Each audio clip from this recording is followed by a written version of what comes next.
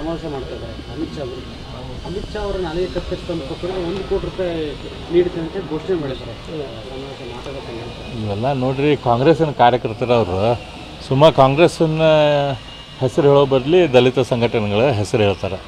ಇವತ್ತೆಲ್ಲ ದಲಿತರಿಗೆ ಅದು ಕಾಂಗ್ರೆಸ್ ಜೊತೆ ಅಸೋಸಿಯೇಟ್ ಇದ್ದಂಥ ಹಳೆಯ ಕೆಲವು ಕಾಂಗ್ರೆಸ್ ನಾಯಕರಿಗೆ ಬಿಟ್ಟರೆ, ದಲಿತರು ಇರುವಂಥ ಕಾಂಗ್ರೆಸ್ ನಾಯಕರಿಗೆ ಬಿಟ್ಟರೆ ಉಳಿದವ್ರು ಎಲ್ಲರಿಗೂ ಗೊತ್ತೈತಿ ದಲಿತರಿಗೆ ಅತ್ಯಂತ ಹೆಚ್ಚು ನ್ಯಾಯ ಸಿಕ್ಕಿದ್ದು ಭಾರತೀಯ ಜನತಾ ಪಕ್ಷದಿಂದ.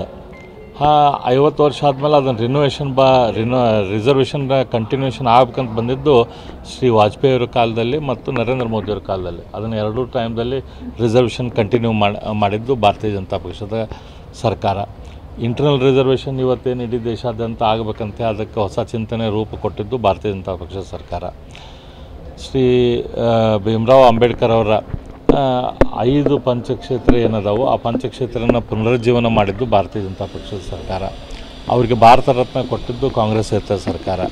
ಈ ರೀತಿ ನಿಮಗೆ ಉಬ್ಬಿದ ರಕ್ತನಾಳ ಅಂದ್ರೆ ವೆರಿಕೋಸ್ ವೇನ್ಸ್ ಸಮಸ್ಯೆ ಇದ್ದಲ್ಲಿ ಫ್ರೀ ಡಾಪ್ಲರ್ ಸ್ಕ್ಯಾನಿಂಗ್ಗಾಗಿ ಹಿಂದೆ ಭೇಟಿ ಕೊಡಿ ಏವಿಸ್ ಆಸ್ಪತ್ರೆಗೆ.